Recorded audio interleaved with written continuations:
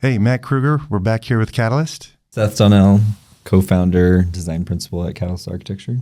Anthony Gengaro, co-founder, Catalyst Architecture Planning and Development. We all said different things, I think.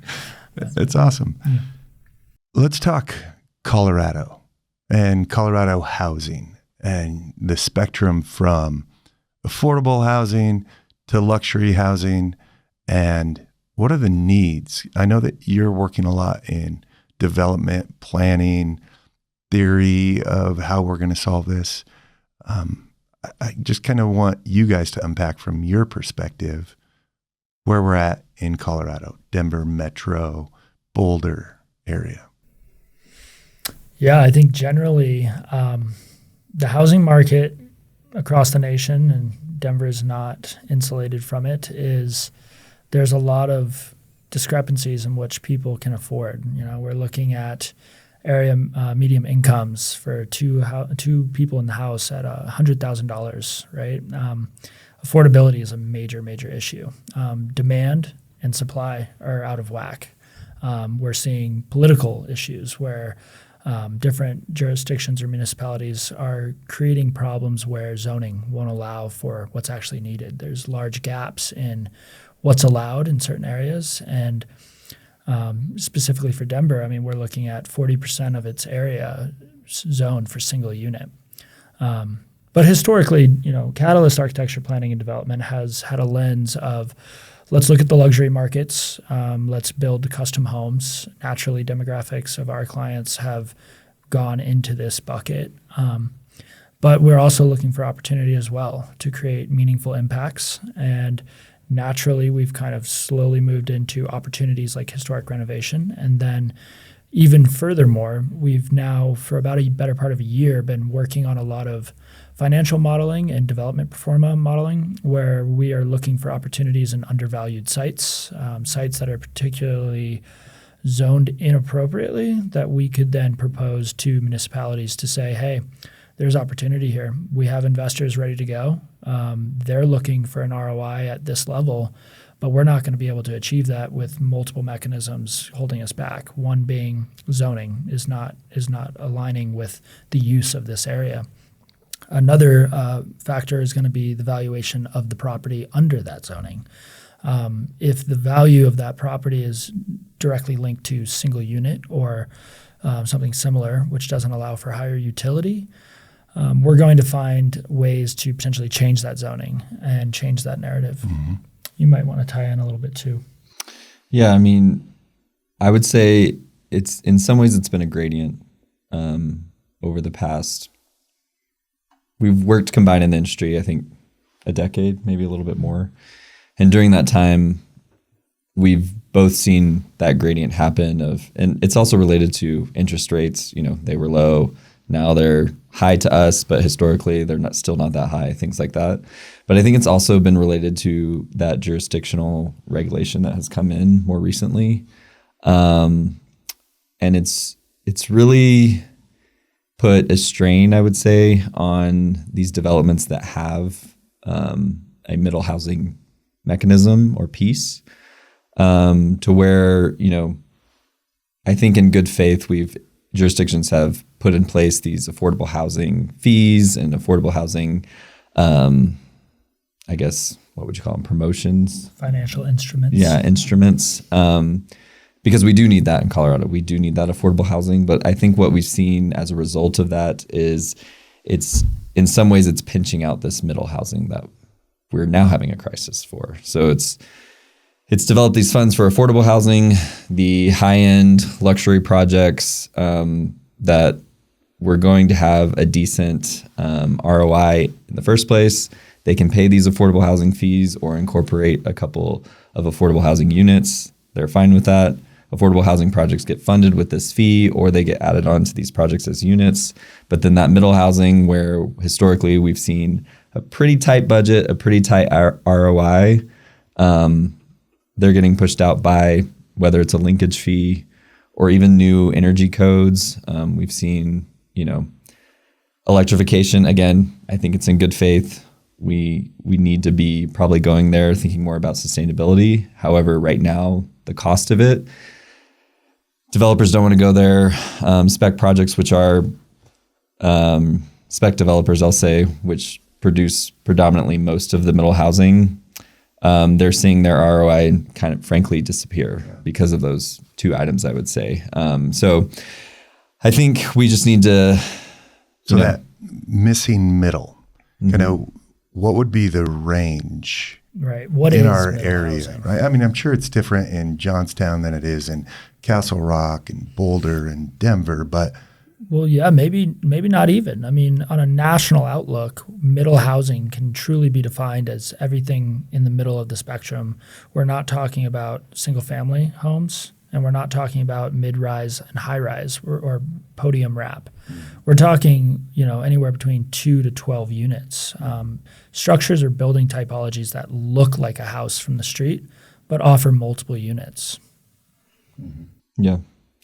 And so I think that's just what we've seen is that pinch in the middle. And it's really disappeared because also, as you know, construction costs has risen as well. Do you think the state's ADU rules will help with some of that? In some ways, yes, but in my opinion, in some ways, no. I think it is good to say, okay, jurisdictions need to allow ADUs, but what Denver has done as an example is that, okay, every neighborhood can have an ADU, but you can't actually sell your ADU. It's just a rental property. If it's your primary residence. Right. And like the ADU is pretty much attached to the primary house or whatever structure it is. Right. It can't be deeded. So I would start to see that as, okay, I guess the question would be, is middle housing also rental properties? I don't think it is. And so in Denver's case, then, I would say it has to be ownership, right? Yep. So in Denver's case, then I don't think we've done anything for middle housing with ADUs because they're all rental properties, right? So they're very expensive to build for what you get. And the cost per square foot is really high as well. Yeah. No, I mean, people will call me and they're like, all right, I'm going to take my garage and add a unit above it. And I'm like, great. It's a small home that we're building. All the costs that you have to build a home are going to be there still. Design, architecture, engineering, soils, utility, everything. Right. And you're just like, it's really expensive.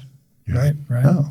Yeah. The way I put it in, architects' layman's terms to a client is I tell them, imagine that big house with hallways, large bedrooms, kind of empty space. Take all those spaces away, but you still have your kitchen and your bathrooms, which are your high price point areas. And that's the cost of your ADU or building. So I think that's just been tougher. And I give Denver as an example because that's why it's been tougher. There are only rental properties. But I think there's more things that could potentially be done to alleviate that. Ooh. Like what? Well, when you look at middle housing as this large missing piece and you start to look at different types of instruments or municipal changes, code changes, everything is kind of the sum of its parts. We only have certain tools. So an ADU is a tool, right? It will take many tools to kind of shift the problem from we're in the red right now to, okay, we have a strategy that's working right now. And unfortunately, the way all this works is it takes a lot of time, and over time needs change, macroeconomics change, financing costs change, things change. So we're going to see kind of this ebb and flow. It's a boxing match. We're not just going for a one big KO knockout. We're going to be fighting all the way through the 7th round, and we're going to have different strategies every round. So using that metaphor and understanding certain areas of town should be applying pressure with this tool. Other areas, maybe areas around transit, should be looking for a tool that includes zoning change or amendments to single unit to have 2 unit. We also look for ways of looking at history. So if you look for Denver, for example, Denver used to have trolley cars moving through it in the early 1900s. And as a result, present day, you see things like Gaylord, Old South Gaylord, you see Pearl Street, you see Tennyson, these really cool micro districts, micro main streets where pedestrians are connected and entertained and they like being in those places. Adjacent to those districts, you see property values go up because walkability scores are improved, and there's interest, there's texture to life around these areas. These are areas that I personally would love to see Catalyst go after as opportunity areas for increased density. But this is to reinforce the idea that middle housing is not to throw in a large podium building in the middle of a neighborhood. It's not a tower in a neighborhood. It's a series of minor interventions where we're taking a single family home with a large lot, and instead of putting a McMansion into that area and maximizing the use for one user, we're actually able to create multiple uses for multiple users. I think that going back, you talk about history. It's like, okay, the miners, that's kind of the missing middle of our time, right? They would have cost-effective, small footprint houses you could buy out of Sears and Roebuck, right? And the lots weren't big, and there was higher density. But now it's like, all right, we need a 10,000 square foot lot, a 6,000 square foot builder box, you know. Yeah. And in my opinion, I think another solution that could be considered is oftentimes we put zoning and permitting in the same box, right? Well, when we talk about zoning, that's like the preempt to permitting, right? Like we do all of our zoning studies to be able to permit projects. But for me, one of the biggest holdups that I've seen just on working through multiple of these projects over the past 10 years is we'll call them, I guess, multi-unit projects, which in a lot of jurisdictions is 3 units or more, right? Because that's how they're coded via the IRC and IBC. Whether you're 3 units or whether you're 40 units, you get put in the same permitting pool in a lot of jurisdictions. And my question is, like, could there be a middle housing permitting dedication? Because I've seen it happen many times where either we get into the permitting and it's so robust and so many requirements for this 3 or 4 unit project that eventually it just doesn't pencil out and the developer wants to go back and do something else. Or during zoning, we study it and we say we can do a multi-unit project, but the developer, does their pro forma. We do it. We help them with their pro forma sometimes. And it actually pencils out if they just split the lot into 3 lots and do 3 single families instead of a 4-unit multifamily. So, and financing behind it, they recognize that it fits within a box. A lot of the financing options behind these unique multifamily 3, 4, 5 units, they don't like it. It becomes questionable for whatever reason, and the financing was dried up. Colorado's contractor litigation laws. It's not pro-developer. It's not pro-builder. Right. It's pro-homeowner. Great, but it's pretty harsh and it's really expensive. Right. Very much so. Yeah, you have to buy insurance against it. Yeah, and it, you're like, all right, we have insurance, but then once you have so many units, there's class action. Yep. And you're just like, all right, where's that spot? Yeah.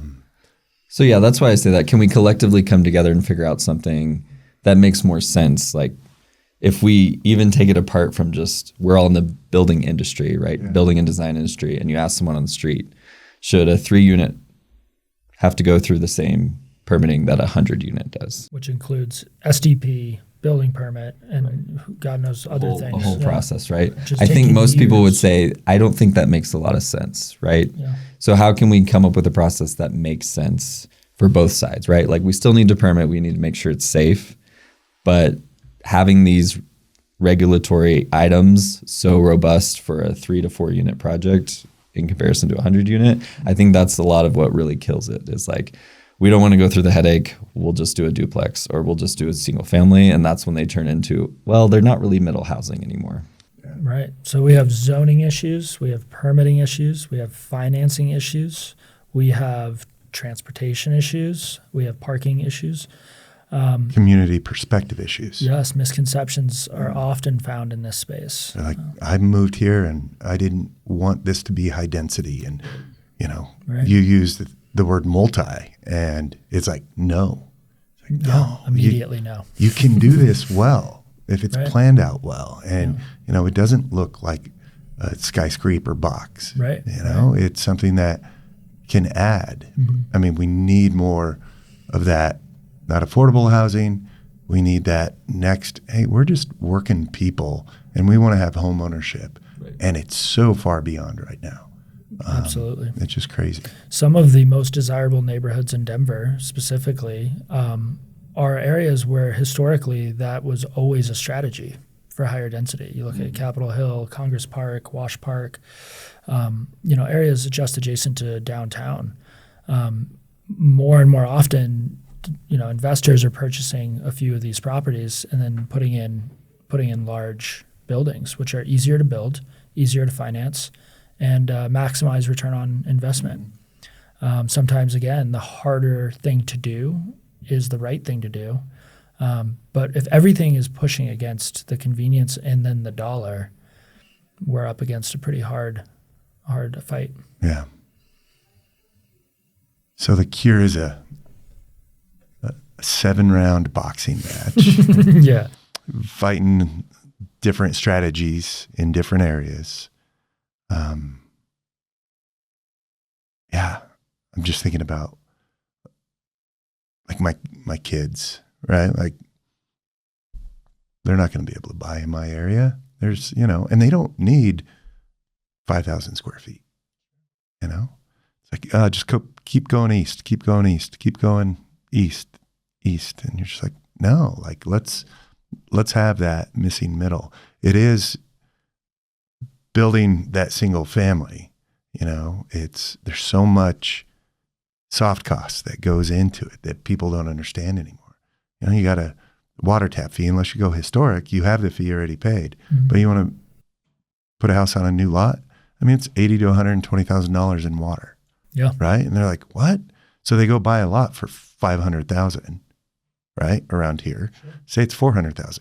You got another $100,000 for utility fees. Then you got your permitting fees, use tax fees. You got your architectural. You have your engineering.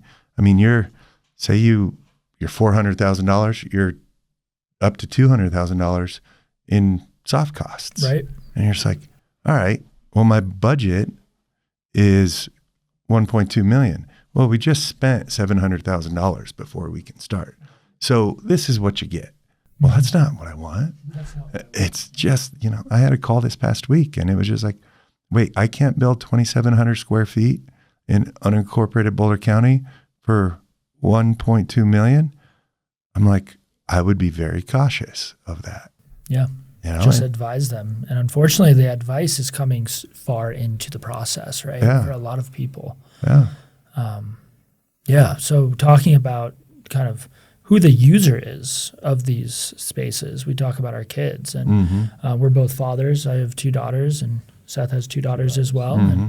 And I'm a girl dad as well. Awesome. I got 3. I got you beat. Awesome. Got us beat. So, when I look forward to the world that they're going to be living in and the cities that they're going to inhabit, I have a lot of questions, and stop me from going too high level about like kind of the macro, but looking at how are they going to interact with the cities that they live in on a day-to-day level, right? I often go to safety. I often go to, is it going to be enjoyable? Like, will they enjoy it? And there's a lot of factors that go into that, but specifically looking at what's existing now, I could make a pretty good guess on where I think they would want to live, right? And it's going to be close to restaurants. It's going to be close to retail. It's going to be close to their friends. It's going to be potentially in areas where there's museums or different types of institutions where they can enjoy culture, right? There's texture to that existence. And if the strategy is to keep just moving out from the urban core and moving east, west, south, north, away from the core metro space that has this texture, and historically always had this texture, we have options that include, we have to recreate an urban center as a node further out. So that's how we develop new towns, right? Or we take over towns that were once small and they become big. A great example of this is Castle Rock and the Brickyard that's going on down there. Very, very interesting plans, but massive timelines and plans that are associated with this. Timing doesn't work for the people that need something now. And that becomes perpetual over time. And it pushes people farther out so that the people that should be enjoying it in 20 years, the value of that property that is becoming realized now, that is building the cultural want then, is unattainable. So we're in this cycle that just keeps perpetuating. Now, when it comes to urban infill and finding areas where we don't recreate the main street, we're using a main street that already exists, where there's texture already. That's where this idea of, okay, say that we've fixed the permitting process and say that, everything. Hold on. I'm going to laugh at that. Okay, yeah. Anywhere. But yes, let's do it. Well, yes. Again, we have the zoning issue, we have the permitting issue, we have the financing issue, and then we have the availability issue as well that we didn't mention yet. But say we've fixed the permitting process and there's a middle housing kind of funnel, and things that are of the highest need are being funneled appropriately with priority. That would make a lot of sense. Say the zoning is in response to need as well. And I know that the state is doing some work to unlock housing, and so is the city of Denver. A lot of people have concerns that these are blanket moves, as zoning moves typically are. It's generalized before it becomes detailed. A lot of people are worried that because Denver is so diverse in its areas around downtown, from west to east, from south to north, that one overarching move will actually just continue to perpetuate issues, and people that have capital ready to go and make moves on it will immediately affect value so quickly that the benefit will be completely outweighed by the return from the investor. Now, if we look at what's the need, if we need housing, so we know that the state of Colorado and really the nation, there's a demand for housing, right? What do you see being built? Well, what we see being built is single-family homes on the edge of town, on the edge of civilization, right? Or we see for-rent apartment buildings being built. Very few individuals are actually in a position economically to purchase a single-family home that may or may not be dilapidated, just to tear it down to build a new home, or to even renovate it. Let's play both strategies. So we are seeing a net migration away from Colorado. It's not to say no one's coming here, because the people that are coming to Denver and coming to Colorado in general are high-earning individuals from coastal cities and coastal states, and it's perpetuating the valuation problem as well.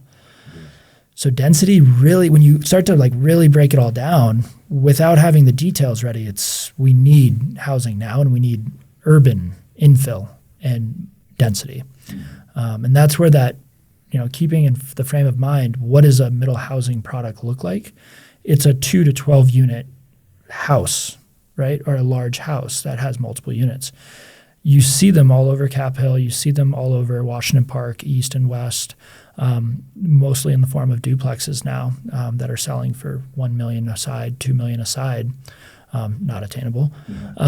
So, what strategies can we put in? And that kind of comes back to, where do we see Catalyst in 5 years? Well, we know that this is happening now. It's been happening. There's changes coming. So our strategy is to be prepared and ready to make moves when we see opportunity.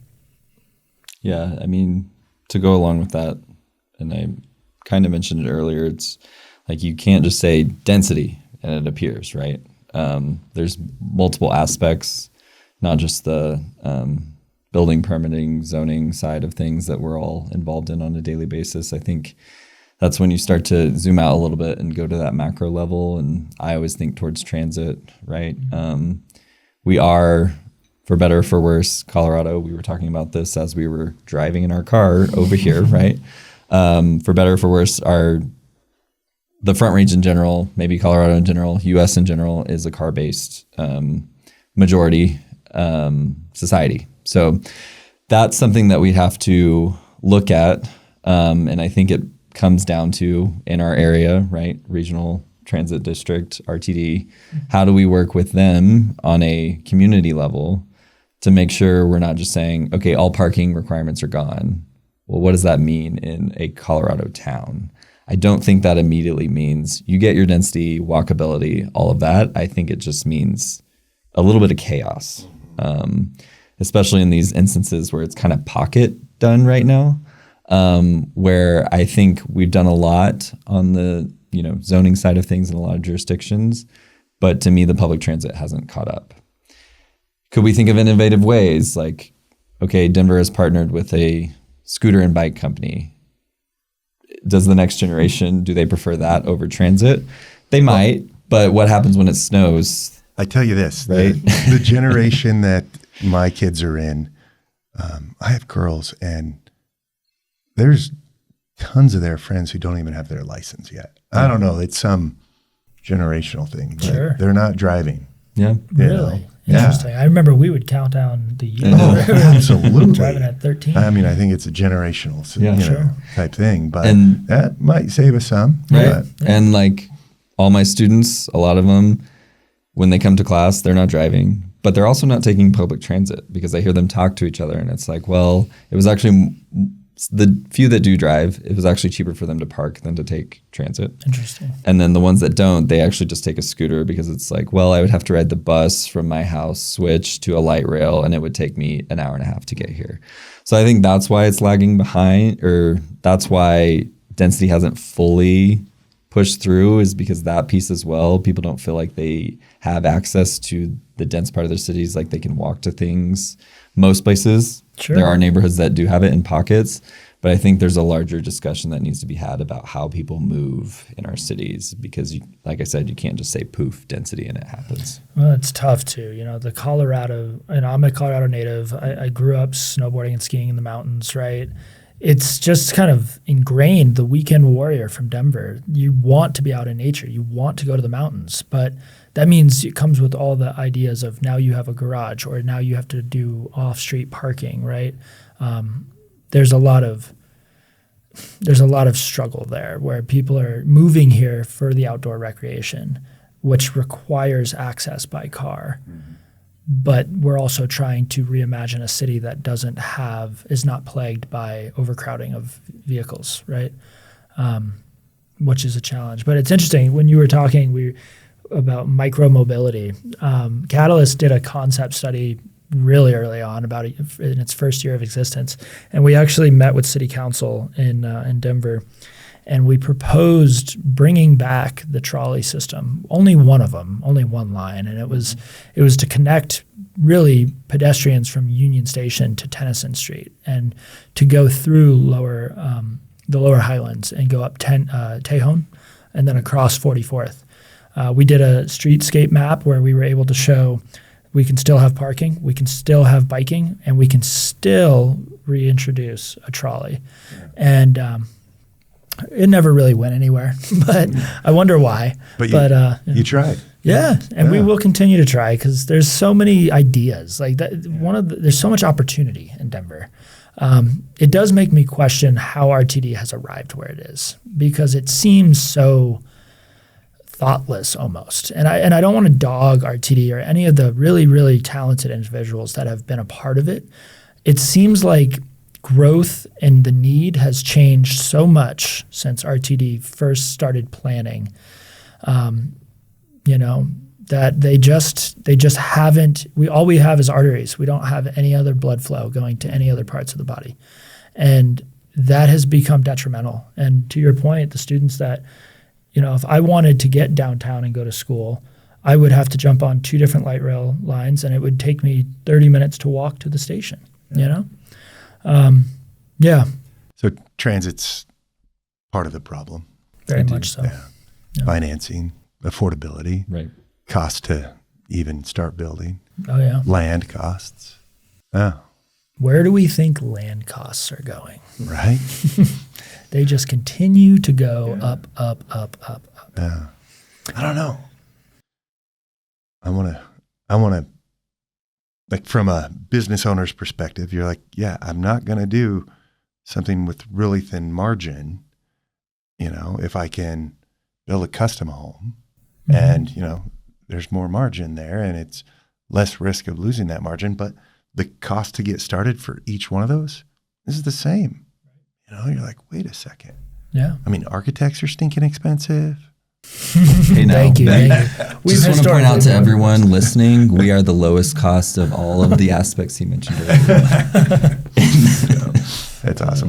Builders are expensive. Yeah. I mean, you're just like, all right. I mean, there's got to be like you say, the business purpose behind it.